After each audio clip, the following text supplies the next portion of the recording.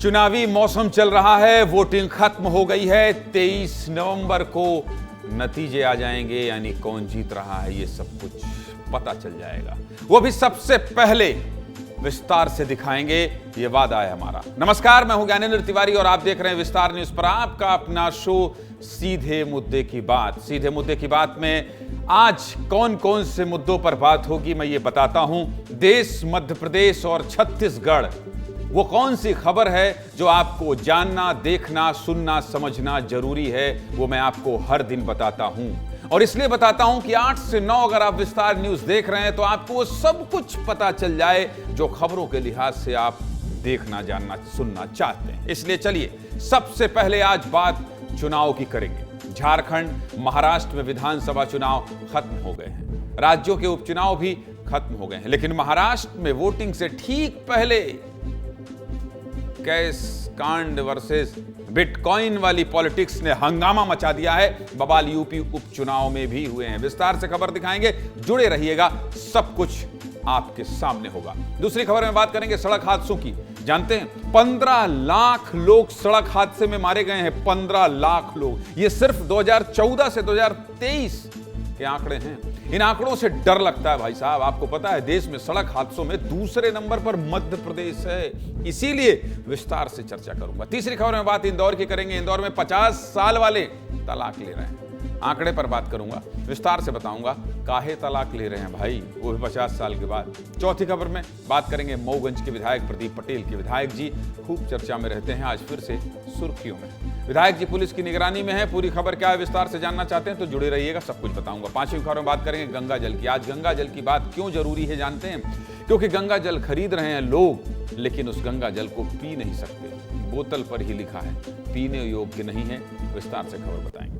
छठवीं खबर में बात छत्तीसगढ़ के लिए आई एक खुशखबरी की करेंगे। मुख्यमंत्री विष्णुदेव साय दिल्ली से खुशखबरी भेजे हैं, खुशखबरी भेजे हैं। अब दुबई और सिंगापुर, रायपुर से सीधे उड़ान भर सकते हैं। केंद्र सरकार ने हरी झंडी दिखा दी है, विदेश सीधे जाएंगे और विदेश से भी लोग रायपुर सीधे आएंगे, तो निवेश भी बढ़ेगा। बस इसीलिए कह रहा हूं पूरे छत्तीसगढ़ के लिए खुशखबरी हो। बधाई, आपको पूरी खबर बताएंगे। साथ ही खबर में बात करेंगे नक्सलियों के गढ़ में मुख्यमंत्री के रात भर ठहरने की। गृह मंत्री अमित शाह ने कहा था अधिकारियों को कि जाइए और नक्सल प्रभावित इलाकों में रात बिताइए।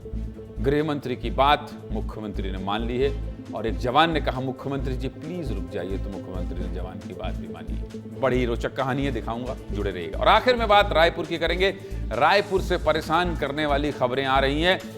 20 दिन में 10 से ज्यादा लोगों की हत्या हो गई है। 20 दिन में। कहां? राजधानी रायपुर। रायपुर का कुछ तो करना होगा। चलिए अब शुरुआत करते हैं। और पहली खबर क्या है?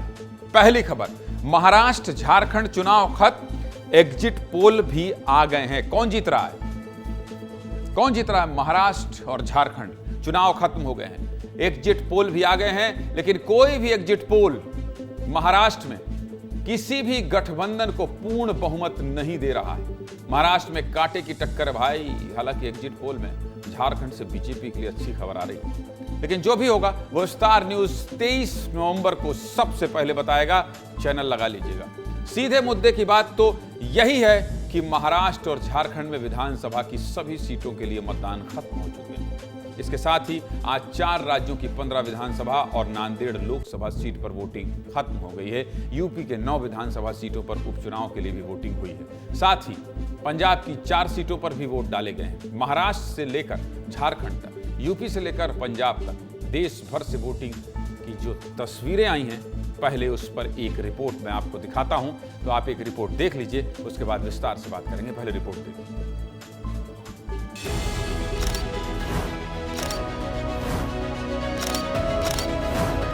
महाराष्ट्र की समझदार जनता मुंह तोड़ जवाब। वोटिंग हमारे लिए एक भारत का सबसे बड़ा पर्व है।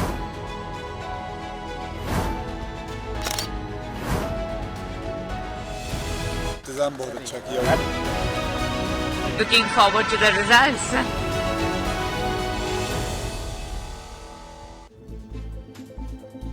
चुनाव की बड़े बड़े लोगों की तस्वीरें तो आपने देख ली, मैंने दिखा दी, लेकिन चुनाव कई बार लोगों के दामन पर कई दाग भी लगा देता है।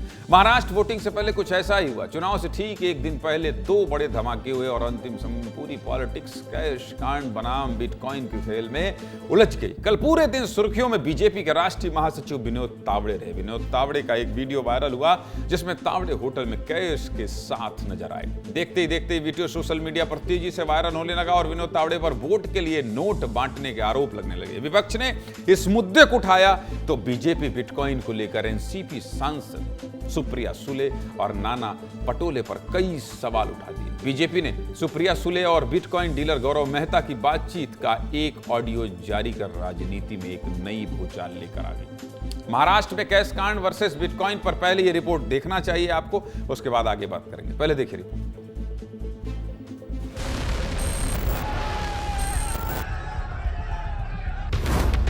200-250 बूथ प्रमुख थे, 200-250 कार्यकर्ता उनके आए, चिल्लाने लगे, हंगामा हो गया। विनोद तावड़े जी को तो पीएचडी मिलनी चाहिए, बांटेंगे और जीतेंगे, ऐसा कुछ लग रहा है। बीजेपी नोट जिहाद कर रही है। विनोद तावड़े इनका कोई दोष नहीं है, उनके ऊपर आरोप लगाने का प्रयास चल रहा है। चुनाव आयोग उसकी इंक्वायरी करे, पुलिस इंक्वायरी करे, सीसीटीवी फुटेज ले ले। करोड़ों करोड़ रुपए इसमें इन्वॉल्व है। 235 करोड़ जो हमें सुनने को मिल रहा है। He says all bitcoins and cash is with you. Call me or Aditi urgently. We need to have cash. वो वॉइस नोट्स है जिसमें वो क्लियरली बोलती है कि मुझे बिटकॉइन बेचो और मुझे कैश दे दो। डीलर के दावे के अनुसार वह साफ साफ कहा जा रहा है कि इलेक्शन के लिए हमें पैसा चाहिए। I have never dealt with Bitcoin. I don't know any Gaurav what? Mehta. Inquiry हो जाएगी, इंक्वायरी होने के बाद पता चलेगा।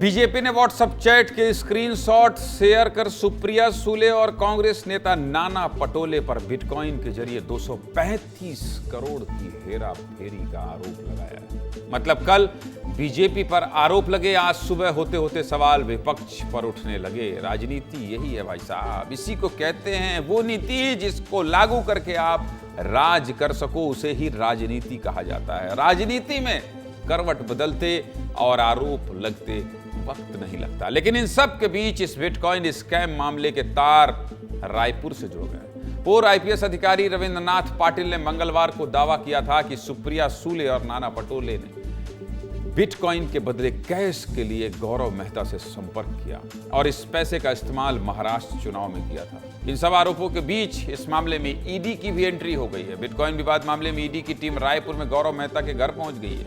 2018 के क्रिप्टो करेंसी घोटाले मामले में ईडी की टीम ऑडिट कंपनी के कर्मचारी गौरव मेहता छत्तीसगढ़ के रायपुर स्थित घर पर तलाशी लेने पहुंचे। अब महाराष्ट्र में वोटिंग आरोप और छत्तीसगढ़ में तलाशी तो दिखाना जरूरी था। सीधे मुद्दे की बात यही है, महाराष्ट्र में वोटिंग खत्म हो गई है। 23 नवंबर को नतीजे आएंगे तो देखना इन सवालों और आरोपों का कितना असर हुआ है।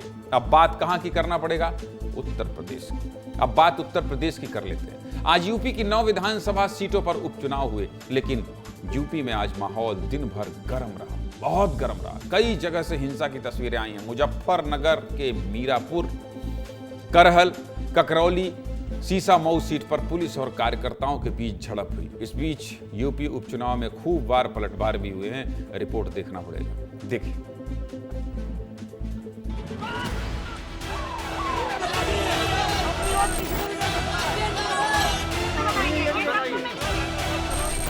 भाजपा हार के डर से प्रशासन पर बेईमानी करने का दबाव बना रही है।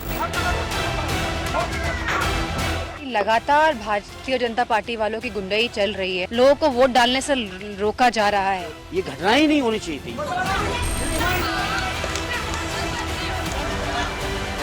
समाजवादी पार्टी के गुंडे माफिया भोले वाले ग्रामीणों को, मतदाताओं को सता रहे, धमका रहे। इनके खिलाफ जो भी लोग वोट कर रहे हैं उनको प्रताड़ित कर रही है, उनको परेशान कर रही है।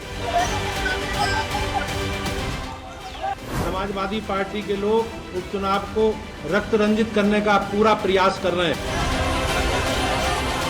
एक बार इसकी जांच हो जाने दीजिए, दूध का दूध और पानी का पानी हो जाएगा। अब सोचिए, महाराष्ट्र और झारखंड में चुनाव हो और मुद्दा उत्तर प्रदेश बन जाए। 9 सीटों में उपचुनाव था, 9 सीटों में, और इतना बवाल कि देखिए आप किस तरह से लग रहा है जैसे वहां दंगा हो गया हो। और इसलिए इस खबर पर विस्तार से बात करने के लिए मुझे उत्तर प्रदेश जाना होगा। आदर्श खड़े हैं। आदर्श, ये बताइए, उत्तर प्रदेश में जिस तरह से बवाल चल रहा था, ये तो चुनाव ना हो गया, 9 सीटों का उपचुनाव, महाराष्ट्र के चुनाव को हाईजेक कर लिया, वहां दिखाना पड़ रहा है। हमको भी आपसे बात करनी पड़ती। क्या स्थिति और क्या वजह बनी जिसकी वजह से इतना बवाल हुआ? आदर्श।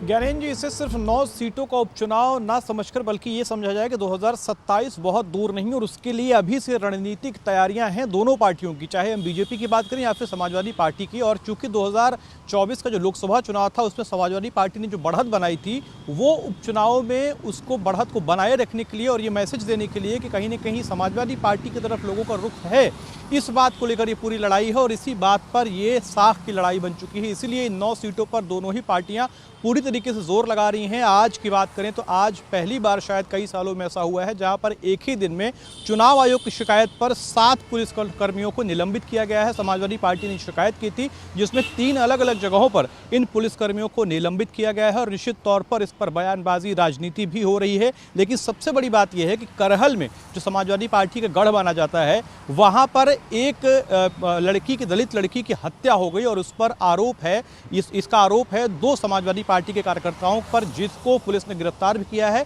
जो पुलिस से बातचीत हुई उसमें ये समझ निकल कर आया है कि जिस लड़की की हत्या हुई है उससे 2 दिन पहले समाजवादी पार्टी के कार्यकर्ता वोट मांगने के लिए। ठीक है आदर्श, पूरा आप ये जो समीकरण बता रहे थे, क्यों हुआ, कैसे हुआ, ये सब बताने के लिए आपका बहुत शुक्रिया। मुझे आगे बढ़ना होगा, बहुत धन्यवाद आपका।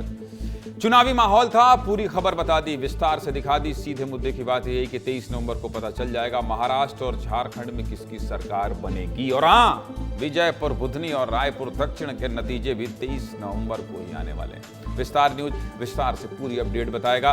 फिलहाल अगली खबर की ओर जाना पड़ेगा, और अगली खबर कौन सी है? 10 साल में 15 लाख जिंदगियां, 15 लाख एक्सीडेंट में खत्म हो गई। सड़क हादसे में एक्सीडेंट, चलते फिरते एक्सीडेंट। कितने लोग? 15 लाख लोग। 15 लाख लोग 10 साल, कितना बड़ा आंकड़ा है। अब जो आपको बताने वाला हूं, ये सुनकर आप चौंक जाएंगे।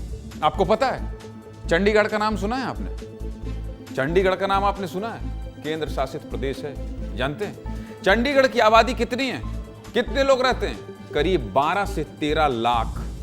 सोचिए, एक केंद्र शासित प्रदेश की जनसंख्या से भी ज्यादा लोग भारत में सड़क हादसे में मारे जा रहे हैं, सड़क हादसे में मारे जा रहे हैं। इसलिए विस्तार से अपनी स्क्रीन को देख लीजिए। 10 साल में 15 लाख से भी ज्यादा लोगों की मौत सड़क हादसे में हो गई है। मौत का ये आंकड़ा किसी बड़े गंभीर बीमारी में मरने वालों की संख्या से भी ज्यादा है।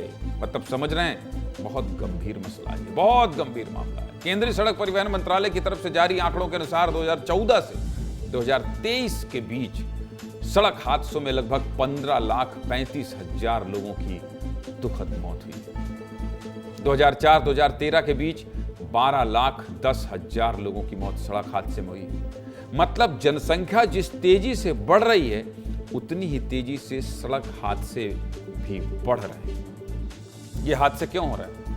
ये हादसे क्यों हो रहे हैं? क्योंकि आप लोग गाड़ी चलाते हुए हवा से बात करते हैं, रॉन्ग साइड में गाड़ी चलाते हैं, ओवरटेक करने में बहुत मजा आता है। कई बार रील बनाने के लिए आप स्टंट करते हैं, लेकिन आपकी मौज कब मौत बन जाएगी पता भी नहीं चलेगा। जिन लोगों ने सड़क हादसों में अपनों को खोया है, उनका दर्द पूछिए। ये 15 लाख आंकड़े तो हादसों में जान गंवाने वाले लोगों का है। और देखिए स्क्रीन, केंद्रीय सड़क परिवहन मंत्रालय की तरफ से जारी आंकड़ों के अनुसार 2014 से 2023 के बीच सड़क हादसों में 45 लाख से ज्यादा लोग घायल हुए हैं। 45 लाख से ज्यादा। 2004-2013 के बीच 50 लाख से ज्यादा लोग घायल हुए। ये तो वो आंकड़े हैं जो केंद्रीय सड़क परिवहन मंत्रालय ने जारी किए। सड़क हादसे में जो जान गंवाते हैं, जिनकी जान जाती है, उनका परिवार जिंदगी भर तकलीफ झेलता है, और जो घायल हो जाते हैं वो खुद जिंदगी भर दर्द में जीते हैं। सड़क हादसे में घायल लोगों से विस्तार से उसने बात भी की। रीवा, इंदौर, बालोद, खैरागढ़, तस्वीरें देखिए तस्वीरें। सड़क हादसे ने कैसे इन लोगों को दिव्यांग बना दिया है। कोई बैसाखी तो कोई अपनों के सहारे जिंदगी जीने को मजबूर है। सबसे पहले आपको मध्य प्रदेश के रीवा और इंदौर से आई रिपोर्ट दिखाते हैं, कैसे तेज रफ्तार गाड़ी कई लोगों की जिंदगी बर्बाद कर देती है। रीवा और इंदौर की रिपोर्ट देखिए, फिर आगे बात करूंगा। दिखाइए।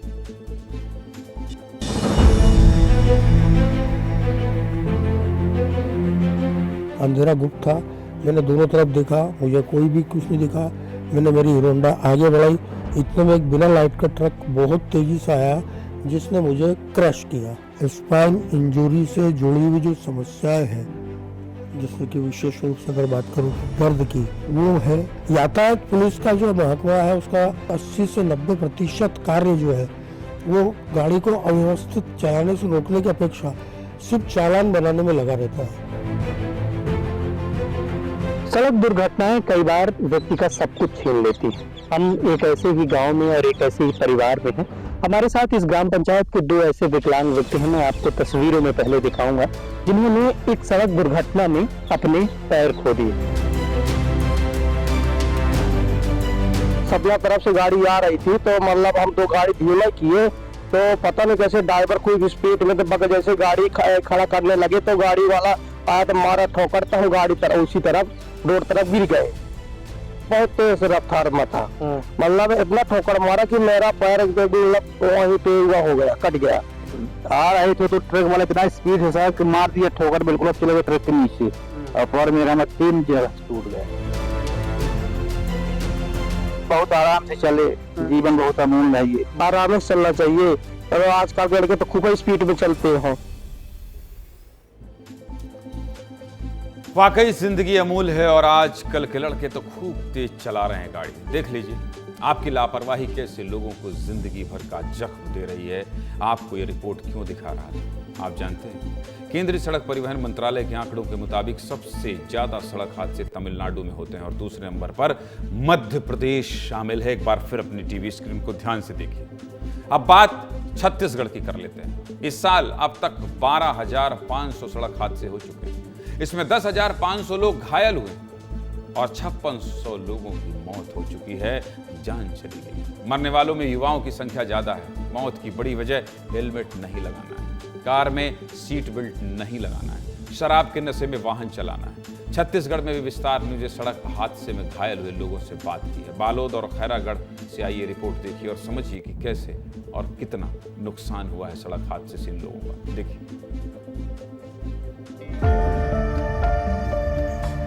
ये बता रहे हैं उस दिन जो वाकया हुआ, ये रायपुर से खैरागढ़ आ रहे थे और इनके साथ जो घटना घटी उसके बाद से आज ये 1.5 साल हो गए हैं। ये घर पे ही हैं, बच्चे हैं, बच्चे ही जो है इनके रोजी मजदूरी करके परिवार चला रहे हैं। पहले अब्बू तो ठीक ठाक, तो मैं बस हूँ, अम्मी की तबीयत खराब है।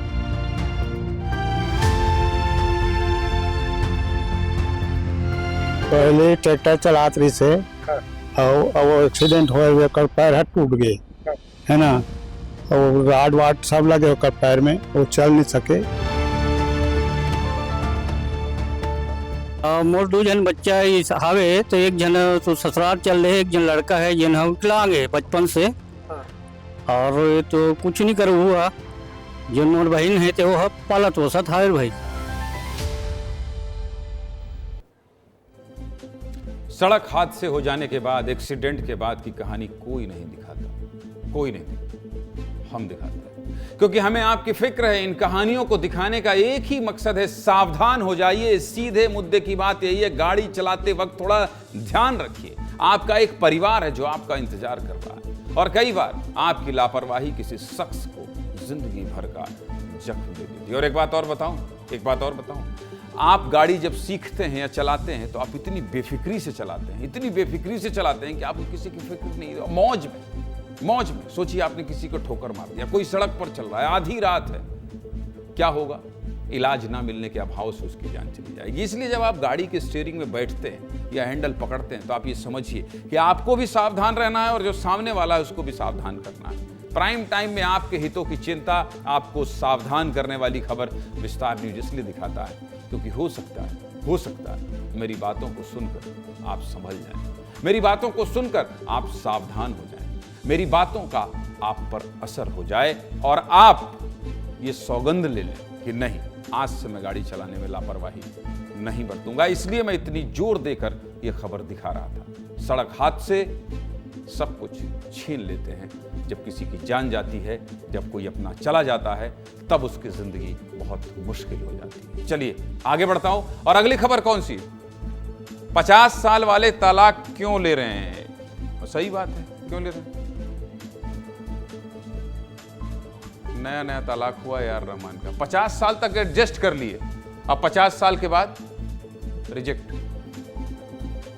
टूटे हुए दिलों के वजन से ईश्वर का सिंहासन भी कांप सकता है। ये मेरे शब्द नहीं हैं, ये मशहूर संगीतकार ए.आर. रहमान के शब्द हैं। और ए.आर. रहमान ने ये बात अपने तलाक के बाद कही है।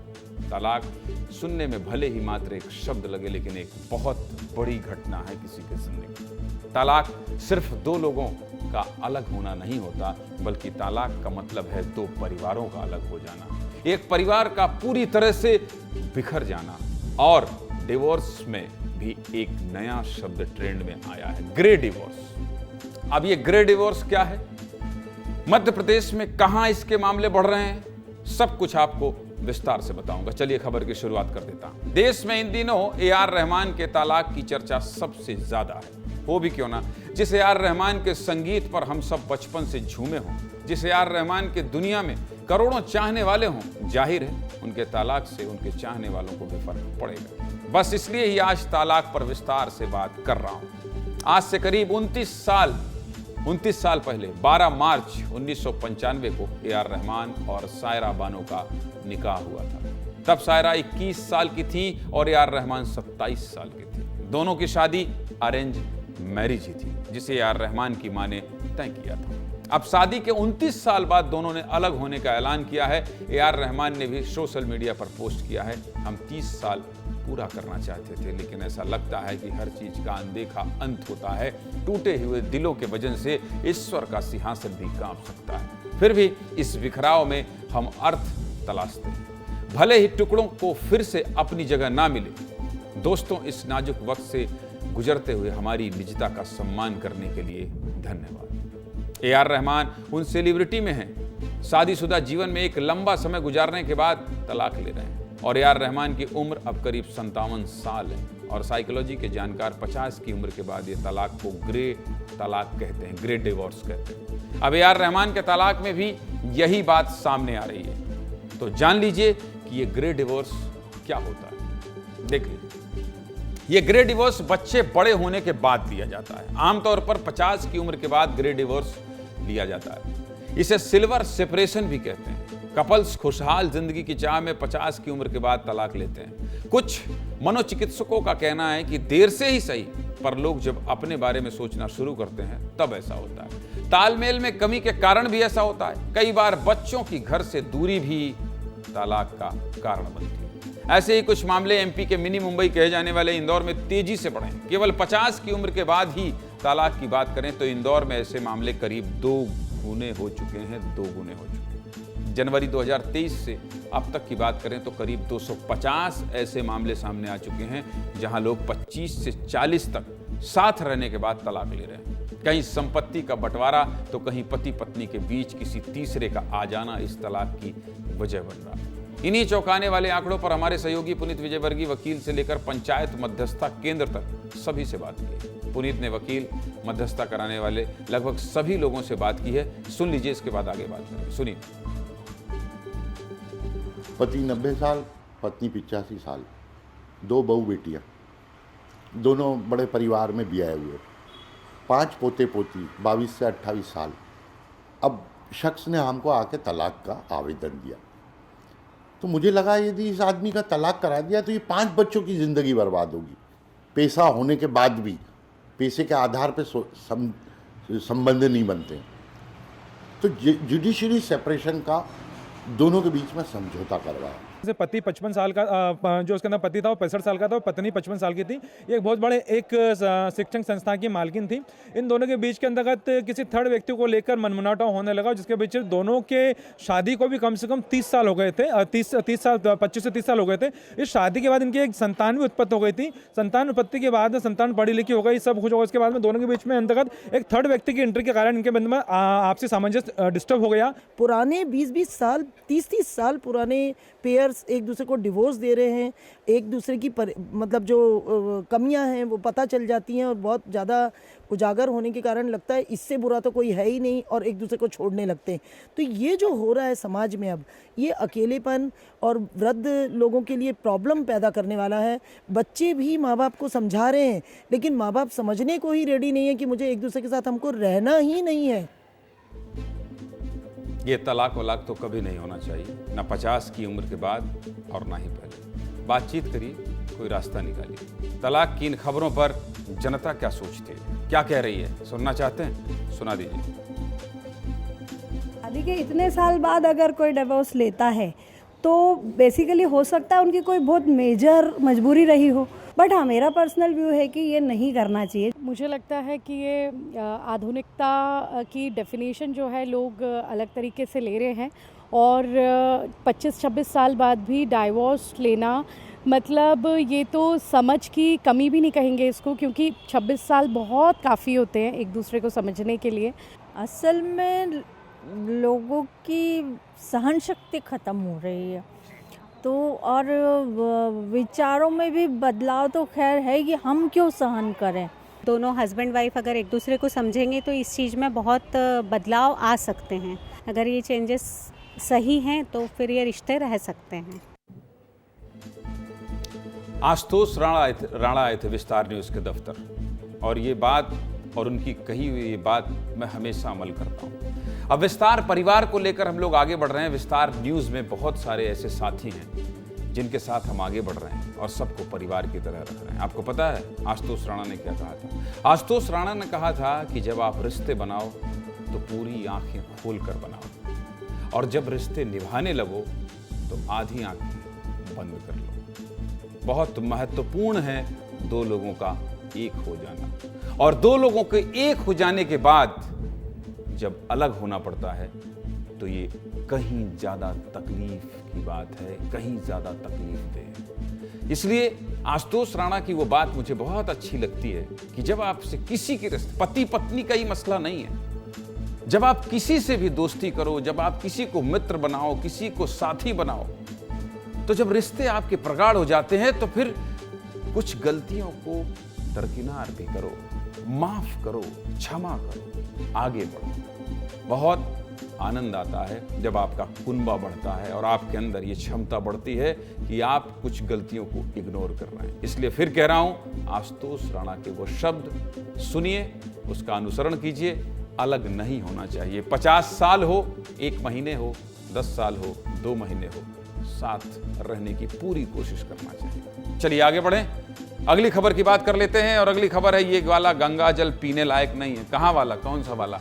पूरी खबर बता देता हूँ आपको। गंगा जल की बोतल दिख रही है। अब गंगा जल हम लोगों के यहाँ, आप जानते हैं गंगा जल बहुत पवित्र माना जाता है हम लोगों के यहाँ। गंगा जल इतना पवित्र कि बिना इसके कोई पूजा पूरी नहीं होती है। गंगा नदी को माँ गंगा कहा जाता है। लोग आदर और सम्मान में गंगा जी भी कहते हैं, लेकिन समय के साथ माँ गंगा का पानी दूषित होता गया, और इतना दूषित हो गया है कि आचमन लायक भी नहीं बचा है। और इसी गंगा जल पर आज आपको विस्तार से खबर बताने जा रहा हूं। चलिए खबर बता देता हूं।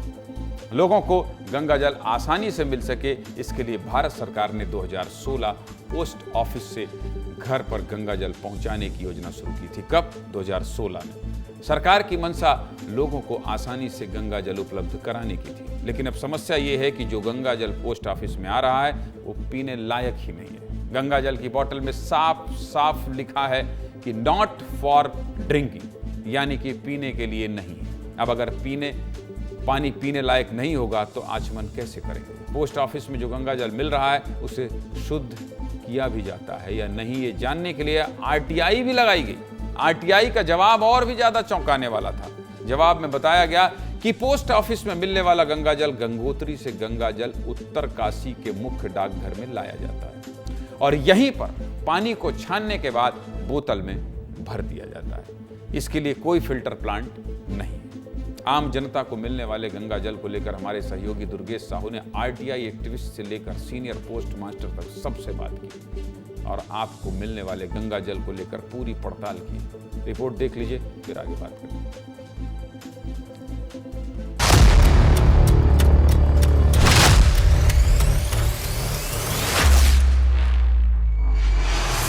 अगर कोई आपको गंगा जल देकर ये कहे कि नॉट फॉर ड्रिंकिंग, तो आप हैरान में पड़ जाएंगे।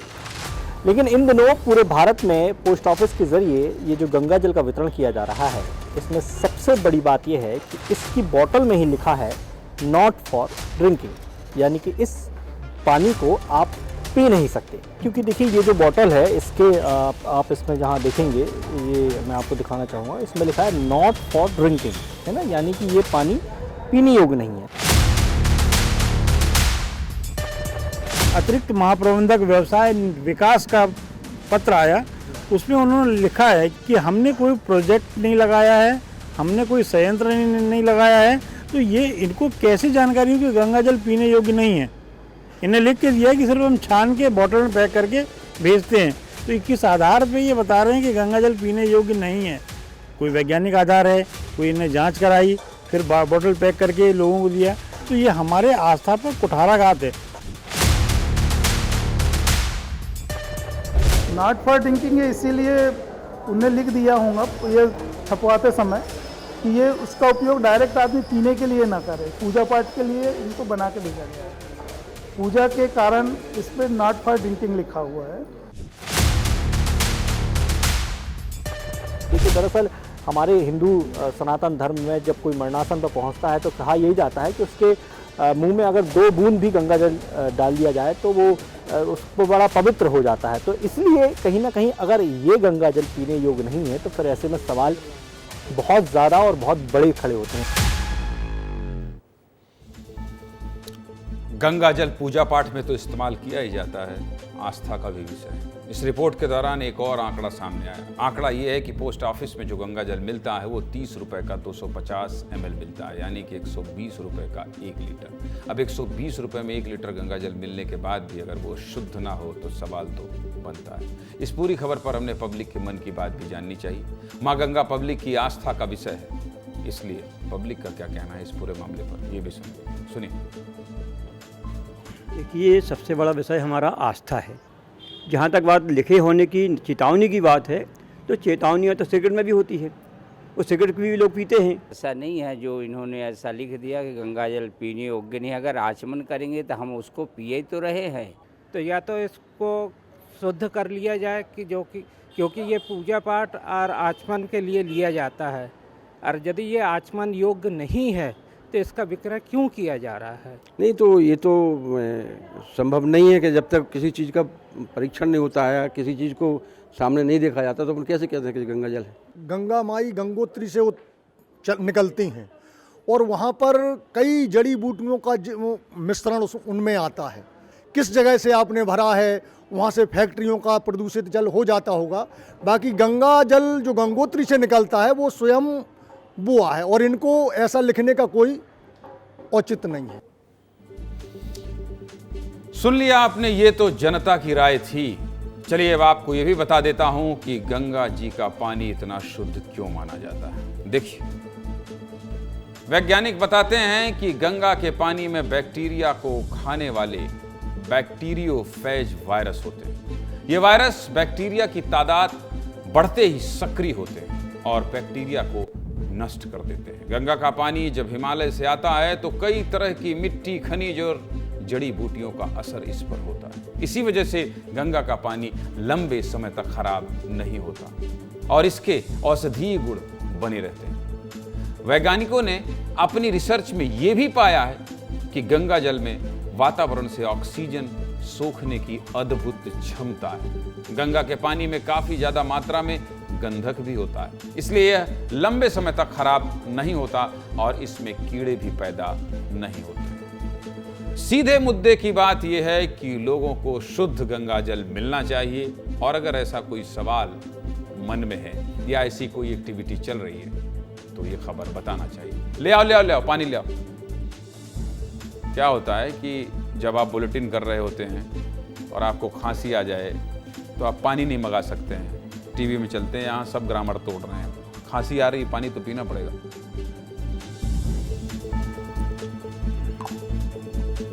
अगली खबर क्या है? अगली खबर क्या है भाई? विधायक जी पुलिस की निगरानी में हैं। ये विधायक जी हमसे बातचीत भी किए थे, हालांकि इंटरव्यू छोड़कर भाग गए थे। मऊगंज विधायक प्रदीप पटेल फिर से चर्चा में आ गए हैं।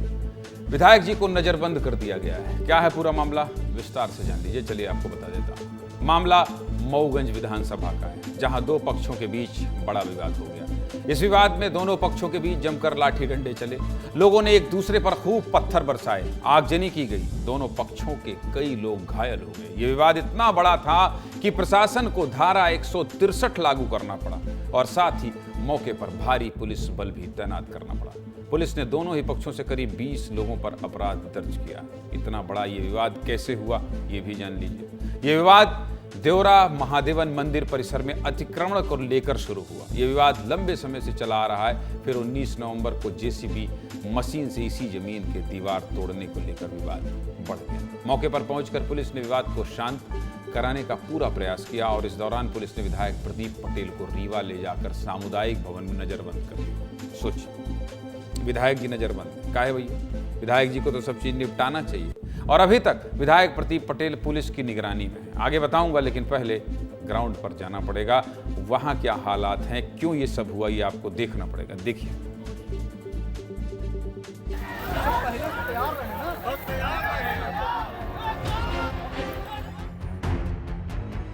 ये आप देख सकते हैं कि तस्वीरों में कि ये दीवार दिख रही है जहां से विवाद की शुरुआत हुई। इस दीवार को तोड़ने की कोशिश शुरू हुई।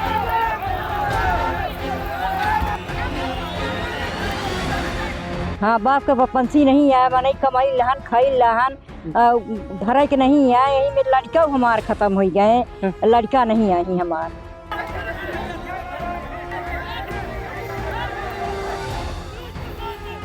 वहाँ से जब जाए लगे गाड़ी लेने तो वो लोग पत्थर फेंकने लगे। कुल्हाड़ी का एक बड़ा, जिसे स्थानीय भाषा में गैती कहते हैं, देख सकते हैं ये तक चलाए गए। पटेल आए तो दरबार में आगे होगी लगवा दी।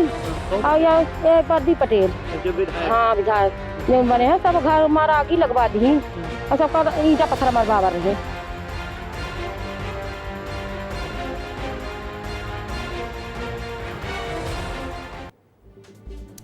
जिस सरकारी जमीन पर अतिक्रमण बताया जा रहा है, इस पर अलग अलग समुदाय के लोग सालों से रहते आ रहे हैं। कई दिनों से अतिक्रमण हटाने को लेकर अनशन किया जा रहा था और इसी बीच मौके पर विधायक प्रदीप पटेल पहुंच गए और दीवार हटाने को लेकर धरने पर बैठ गए। गजब विधायक है, ये भी धरने में बहुत बैठते हैं। इनका लगता है इनकी सरकार से जम नहीं रहा। फिर बुलडोजर आ गया और दीवार तोड़ने की प्रक्रिया शुरू हो गई। फिर दूसरी तरफ से विशेष समुदाय के लोग पत्थरबाजी करने लगे। इसके बाद मामला बिगड़ गया और फिर विधायक प्रदीप पटेल को नजरबंद कर दिया गया। इस पूरे मामले को लेकर क्या कह रहे हैं एसडीएम कमलेश पुरी, सुनिए। तो स्थिति शांतिपूर्ण है। कल संभागीय आयुक्त महोदय भी आए थे, कलेक्टर, एसपी, आईजी साहब सभी यहीं पे थे। काफी पुलिस बल रहा और अभी मामला शांतिपूर्ण है। और कल सुरक्षा के दृष्टिकोण से देखते हुए धारा 163 लागू किया गया है, जिसमें 5 से ज्यादा लोग एक जगह पे एकत्रित नहीं हो सकते। एक तो अतिक्रमण है, उसको हटाने के लिए गए थे तो उस पे पथराव दोनों पक्ष से ही हुआ था, तो उसको फिर रोका गया और पुलिस बल के द्वारा और सारे प्रशासनिक अमले यहाँ पे उपस्थित थे। जब अभी तक पूरे क्षेत्र में शांति का माहौल नहीं बन जाता तब तक ये व्यवस्था लागू रहेगी। प्रशासन अभी भी मौके पर तैनात है और तनातनी कम करने में लगा हुआ है। विधायक जी को क्यों नजरबंद किया गया है, दिखा दिया। क्या कह रहे हैं लोग और अधिकारी, वो भी सुना दिया। मामले में आगे जो कुछ भी होगा आपको बताएंगे। फिलहाल आगे बढ़ने दीजिए, अगली खबर क्या है वो देख लीजिए। चलिए, अगली खबर क्या है भाई? आप दुबई और सिंगापुर, रायपुर से उड़ो। अच्छी खबर है, अच्छी खबर है। दुबई और सिंगापुर देखिए, रायपुर एयरपोर्ट से उड़ान भरने की सुविधा मिलने वाली है। छत्तीसगढ़ वालों खुश हो जाइए, खुश होना भी चाहिए भाई। छत्तीसगढ़ को केंद्र सरकार ने बड़ी सौगात दे दी है और ये सब हुआ है मुख्यमंत्री विष्णुदेव साय के प्रयासों से। अब रायपुर से सिंगापुर और दुबई के लिए डायरेक्ट फ्लाइट मिलेगी। पूरी खबर विस्तार से जान लीजिए, सब कुछ विस्तार से आपको बता देता हूं। छत्तीसगढ़ की सालों पुरानी मांग को पूरा करने के लिए मुख्यमंत्री विष्णुदेव साय ने नई दिल्ली के राजीव गांधी भवन में केंद्रीय नागरिक उड्डयन मंत्री राममोहन नायडू से मुलाकात की। सीएम ने केंद्रीय मंत्री से मुलाकात करते हुए रायपुर हवाई अड्डे की कनेक्टिविटी मजबूत करने पर भी बात की। इस दौरान केंद्रीय मंत्री राममोहन नायडू ने रायपुर के स्वामी विवेकानंद एयरपोर्ट से जल्द ही अंतर्राष्ट्रीय हवाई सेवा शुरू करने पर अपनी सहमति दे दी है। इस बैठक के बाद सीएम विष्णुदेव साय कुछ कह रहे हैं, सुनिए। राममोहन नायडू जी से मुलाकात किए हैं और छत्तीसगढ़ में जो भी सिविल एविएशन से जो रिक्वायरमेंट है उनके सामने में रखे हैं, जिसमें हमारा जो रायपुर एयरपोर्ट है उसको इंटरनेशनल एयरपोर्ट बनाना, इंटरनेशनल कार्गो बनाना, अपना अंबिकापुर का एयरपोर्ट अभी कुछ दिनों पहले माननीय पीएम साहब ने इनॉग्रेट किया है, तो वहाँ फ्लाइट शुरू करना, बिलासपुर जो हमारे प्रदेश की राजधानी है वहाँ पर नाइट लैंडिंग सुविधा उपलब्ध कराना, ये सब मांगे उनके सामने में रखे हैं। बड़ी सौगात मिली है भाई, बड़ी सौगात मिली है। चलिए अब ये भी जान लीजिए कि इस सौगात से आपको क्या फायदा होगा। देखिए दरअसल हर महीने 15 से 17 हजार लोग इंटरनेशनल ट्रेवल करते हैं। आसपास के राज्यों के लोग भी रायपुर से इंटरनेशनल ट्रेवल करते हैं। रायपुर से फ्लाइट शुरू होने के बाद समय की बचत तो होगी, साथ ही 20% के करीब किराया भी बचेगा। अभी तक घूम कर जाने की वजह से 15 से 20% तक अतिरिक्त किराया लगता है। इससे इको टूरिज्म को भी बढ़ावा मिलेगा और सबसे बड़ी बात, आपके रायपुर में, आपके छत्तीसगढ़ में फॉरेन इन्वेस्टमेंट भी आएगा। इस पूरे मामले पर एक्सपर्ट का क्या कहना है वो भी सुन लीजिए।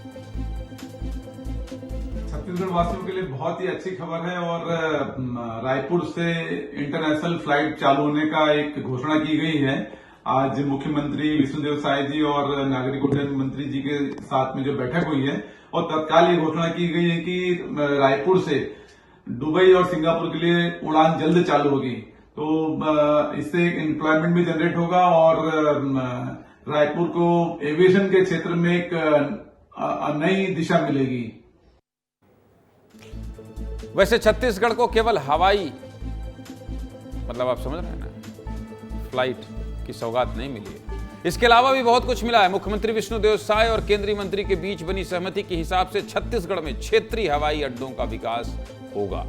इसके अलावा बिलासपुर एयरपोर्ट में नाइट लैंडिंग की सुविधा भी शुरू होगी, यानी कि आप रात में भी लैंड हो सकेंगे। रायपुर एयरपोर्ट को बिहार और झारखंड से भी जोड़ा जाएगा और रायपुर एयरपोर्ट में केंद्रीय कार्गो हब भी बनाया जाएगा। अब फ्लाइट शुरू होने की खबर आने के बाद से इंटरनेशनल ट्रेवल्स में भी काफी उत्साह है। रायपुर के ही उन लोगों से जो अक्सर अंतर्राष्ट्रीय यात्रा करते रहते हैं, उनसे बात की हमारे संवाददाता रोहित मिश्रा ने। लोगों का क्या कहना है और वो क्या कह रहे हैं, ये भी सुन लीजिए। ये सुविधा माननीय प्रधानमंत्री महोदय के मार्गदर्शन में हुआ है, तो छत्तीसगढ़ के लिए निश्चित ही फायदे वाली बात होगी। जॉब पर्पज़ से जो लोग जाते हैं उनके लिए भी डायरेक्ट फ़ायदा होगा, तो एक कॉस्ट भी कम होगी लोगों की। छत्तीसगढ़ को बहुत फ़ायदा पहुंचेगा। जो हम लोग जाते थे, बॉम्बे होके जाते थे, तो अब यहाँ पूरा दिन टूटता था, दिन भी बचेगा, समय भी बचेगा और इकोनॉमिक दृष्टि से देखा जाए तो बहुत ही लाभ होगा। बहुत फ़ायदा मिलेगा, क्योंकि आज की तारीख में मैं बहुत लोगों को जानता हूं जो इंटरनेशनल फ्लाई करना चाहते हैं। अब उनको या तो दिल्ली जाना पड़ता है, बॉम्बे जाना पड़ता है, बहुत बार तो उसी वजह से प्लान कैंसिल हो जाते हैं। आज अगर यहीं से अगर इंटरनेशनल फ्लाइट चालू हो जाएगी तो मुझे ऐसा लगता है इंटरनेशनल टूरिज्म काफ़ी बढ़ेगा। एक बार फिर से बधाई हो छत्तीसगढ़। आप सीधे दुबई पहुंचेंगे, सिंगापुर पहुंचेंगे। कहां से? रायपुर से। बिना किसी झंझट के, कोई चेंज नहीं करना है, दिल्ली बॉम्बे नहीं जाना है। ये अच्छी खबर थी। लोगों की प्रतिक्रिया के साथ मुख्यमंत्री की क्या बात हुई है, सब कुछ आपको बता दिया। सब कुछ बताना जरूरी था। अगली खबर की बात कर लेते हैं, चलिए आगे बढ़ते हैं। अगली खबर क्या है? मुख्यमंत्री जी प्लीज आज रुक जाइए। रुक गए। ये खबर कहां की है पता है आपको? ये खबर है मुख्यमंत्री के बस्तर यानी नक्सलियों के गढ़ जाने की। यह खबर है जवानों का हौसला बढ़ाने की, और यह खबर है 2026 डेडलाइन है। नक्सलवाद को खत्म करने के लिए अमित शाह ने यह डेडलाइन दी है। अब नक्सलवाद को जड़ से खत्म करने के लिए छत्तीसगढ़ के मुख्यमंत्री विष्णुदेव साय ने कमर कस ली है। पूरी खबर बताएंगे, लेकिन खबर की शुरुआत एक तस्वीर से करना चाहता हूं। दिखा दीजिए वॉल पर, ये देख लीजिए, ये देख लीजिए। मुख्यमंत्री पहुंचे हैं कहां? बस्तर पहुंचे हैं, और बस्तर में आपको डीजीपी दिखाई दे रहे हैं, सीआरपीएफ के अफसर दिखाई दे रहे हैं, और ये हौसला, ये देखिए मुख्यमंत्री खाना परस रहे हैं भाई, खाना खिला रहे हैं। यही तो चाहते हैं अमित शाह, इसीलिए कहते हैं डीजीपी से, इसीलिए कहते हैं मुख्य सचिव से कि जाइए। अब जब मुख्यमंत्री पहुंच गए हैं तो अफसरों का पहुंचना जरूरी था ही। अफसर भी, डीजीपी भी आपको दिखाई दे रहे हैं, आपको पी सुंदरराज दिखाई दे रहे हैं, आपको कमल लोचन कश्यप दिखाई दे रहे हैं, बस्तर के आईजी और बस्तर के डीआईजी सब दिखाई दे रहे हैं। नक्सलियों के गढ़ में अगर सूबे के मुख्यमंत्री रात बिताएंगे तो जवानों का हौसला बुलंद होगा। ये तस्वीरें ऐतिहासिक हैं। ये वो जवान हैं जो कई रात जंगल में बिताते हैं नक्सलियों के खात्मे के लिए, और 40-40 किलोमीटर पैदल चलते हैं, नदी पहाड़ पार करके उन इलाकों में पहुंचते हैं जहां नक्सलियों का ठिकाना है, और नक्सलियों को उनके ही गढ़ में मार गिराते हैं। अगर इन जवानों के साथ उनके मुख्यमंत्री रुकेंगे, इनसे जी भर के बात करेंगे, इन जवानों को अपने हाथों से खाना परोसेंगे, तो इन जवानों के हौसले और बढ़ेंगे। ये तस्वीर 18 नवंबर की है, जब सीएम विष्णुदेव साय बस्तर विकास प्राधिकरण की बैठक में शामिल होने के बाद सीधे सीआरपीएफ कैंप पहुंचे थे। बस्तरिया बटालियन कैंप सेडवा में मुख्यमंत्री ने जवानों के साथ डिनर किया। जवानों ने मुख्यमंत्री जी से कह दिया, आज यहीं रुक जाइए प्लीज मुख्यमंत्री जी। फिर क्या था, मुख्यमंत्री जी जवानों के साथ बस्तर के कैंप में ही रुक गए। फिर कह रहा हूं, ये तस्वीरें ऐतिहासिक हैं। पहली बार छत्तीसगढ़ के किसी मुख्यमंत्री ने जवानों के कैंप में रात बिताया है। विस्तार न्यूज भी आज उसी कैंप में पहुंचा जहां सीएम रुके थे। मेरे साथी संजय ठाकुर उन जवानों से मिले जिन्हें मुख्यमंत्री ने खाना परोसा था। और जानते हैं, इन जवानों के बीच जाने वाला विस्तार न्यूज पहला चैनल है। आगे बात करेंगे, लेकिन पहले मेरे सहयोगी संजय ठाकुर की ये ग्राउंड रिपोर्ट देख लीजिए, आगे बात करेंगे विस्तार से। दिखाइए ग्राउंड रिपोर्ट।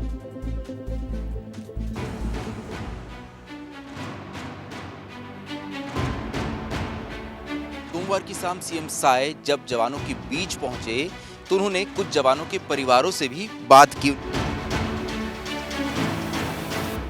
साथ बैठ के खाना भी खाया, खाना भी परोसा। पहली बार एक सीएम हमारे साथ बैठ के खाना खाया और हमें खाना परोसे, बहुत खुशी की बात हुई सर। मेरी बड़ी इच्छा थी कि उनके साथ एकाध कैंप में हम जाएं, मिलें।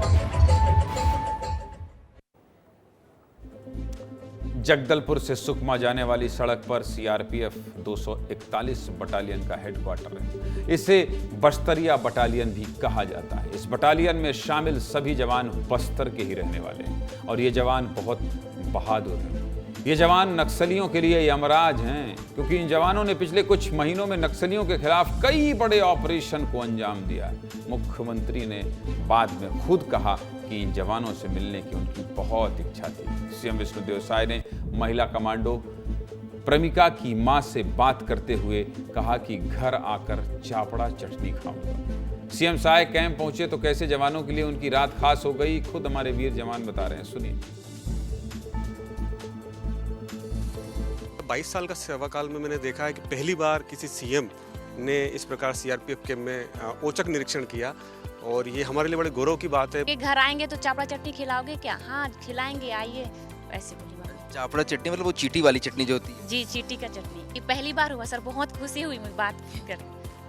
इससे पहले कभी सीएम साहब को इतने करीब से देखा था क्या आप लोगों ने? नहीं सर, पहली बार देखी करीब से। जवानों ने आगे मतलब जाकर स्टेज के पास जाकर महोदय से अनुरोध किया कि सर आज का जो नाइट हाल्ट यहाँ पे कीजिए, हमारे पास हमारे साथ कीजिए, हमारे जो क्रियान्वयन है, जो हमारे कार्यकलाप है, जो हमारी दैनिक रूटीन है उसमें शामिल होइए। सीएम साहब ने इस अनुरोध को सहर्ष स्वीकार किया, और ये हमारे लिए बड़े गौरव की बात है।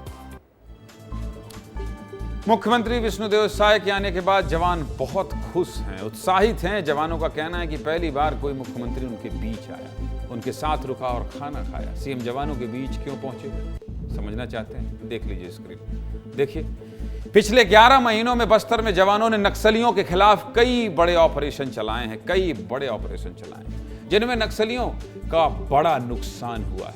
नक्सलियों से जवानों की पिछले 11 महीनों में 90 से अधिक बार मुठभेड़ हुई है। 90 से अधिक बार मुठभेड़ हुई है। बस्तर जिले के अलग अलग इलाकों में हुई इन मुठभेड़ों में 197 से अधिक नक्सली मारे गए हैं, करीब 200।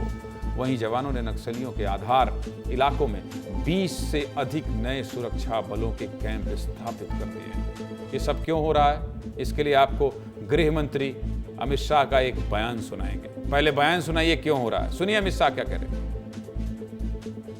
मेरी सभी राज्यों के मुख्यमंत्री और डीजीपी पुलिस प्रमुखों से मेरा निवेदन है कि मुख्यमंत्री जी महीने में एक बार विकास का और नक्सल विरोधी अभियानों का रिव्यू करें। डीजीपी कम से कम 15 दिन में एक बार नक्सल विरोधी अभियानों का रिव्यू करें। और मेरा सभी सीएपीएफ के प्रमुखों से भी आग्रह है कि जहां जहां सीएपीएफ की फोर्स डिप्लॉय है वो जिलों में एक रात्रि वहां के राज्य के डीजीपी के साथ एक रात्रि रुककर ये नए हमारे जो अभियान है नक्सल विरोधी अभियान, इसको नई ऊर्जा दे। जब तक डीजीपी स्तर से जिले पे रहकर इसका रिव्यू नहीं होगा, हम परिणाम प्राप्त नहीं कर पाएंगे। नक्सलियों के इलाकों में, नक्सल प्रभावित इलाकों के मुख्यमंत्री नक्सलवाद पर ये जो मैं आपको खबर दिखा रहा था, इस पूरी खबर पर आप समझ लीजिए कि नक्सलवाद पर हर महीने रिव्यू मीटिंग ले, गृह मंत्री ने कहा था। और जरूरत पड़ी तो अधिकारी रात भी बिताएं। लेकिन गृह मंत्री ने 7 अक्टूबर को कहा और 18 नवंबर को खुद मुख्यमंत्री जवानों के साथ रात को। और पिछले 11 महीनों में नक्सल मोर्चों पर जवानों को जो बड़ी सफलता मिली है, यही वजह है कि जवानों की हौसला अफजाई करने सीएम विष्णुदेव साय उनके बीच पहुंचे और सिडमा स्थित बस्तरिया बटालियन के कैंप में सीएम ने जवानों से एंटी नक्सल ऑपरेशन के संबंध में चर्चा भी की। ग्राउंड रिपोर्ट करने कौन गया था? बस्तर से संजय ठाकुर। संजय, ये हौसला अफजाई बहुत ताकत देती है, इससे बहुत ताकत मिलती है।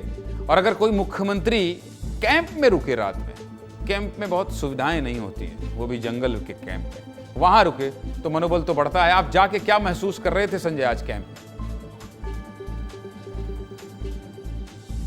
देखिए, जवानों के बीच जब सीएम साहब पहुंचे तो वो सिर्फ सीएम के तौर पे नहीं पहुंचे थे, वो प्रदेश के मुखिया के तौर पे पहुंचे थे।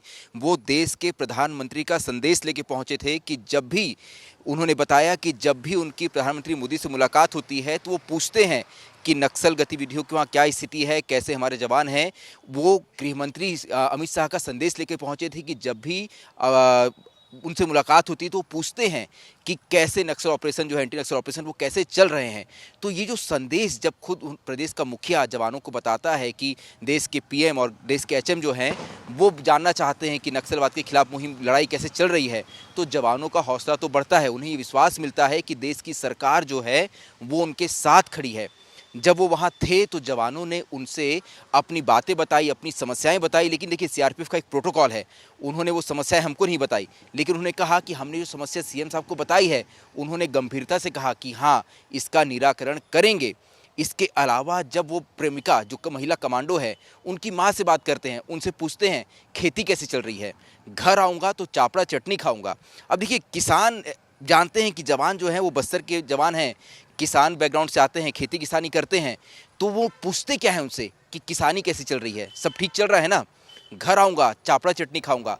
आपकी देश की सेवा कर रही है। संजय, हाल चाल, व्यक्तिगत बातचीत, पारिवारिक बातचीत सूबे का मुखिया कैंप में जाकर कर रहा हो, खाना परोस रहा हो, ये खबर बहुत बड़ी है, ये खबर बहुत बड़ी है और इसके मायने बहुत बड़े हैं। ठीक है, ये देखिए मुख्यमंत्री ने क्या कहा है उस मामले में। संजय, ये भी सुनाना पड़ेगा, सुनाइए मुख्यमंत्री ने क्या कहा है। और आप हेलो सर, नमस्ते। नमस्ते माता जी। हवेदे में आपन के बेटी जहाँ कैंप में है ना, वहाँ आए हों, रात रुके रहे और अभी रात के साथ में भोजन वोजन भी करें और बहुत अच्छा से हैं मन, सब देश सेवा में, छत्तीसगढ़ की सेवा में लगी नहीं। और आप मन ठीक है? हमन गला ठीक है सर। बने बने सब घर परिवार में सब चला ठीक है तो ना, फिर आपो कभी घर वहाँ पे ना सर। और तो चपटा चटनी मिली कि नहीं? चपड़ा चटनी मिल ही। अच्छा अच्छा, चला बढ़िया। सब बने बने हैं, सब ठीक है, सब ठीक है। फिलहाल मुझे इजाज़त दीजिए,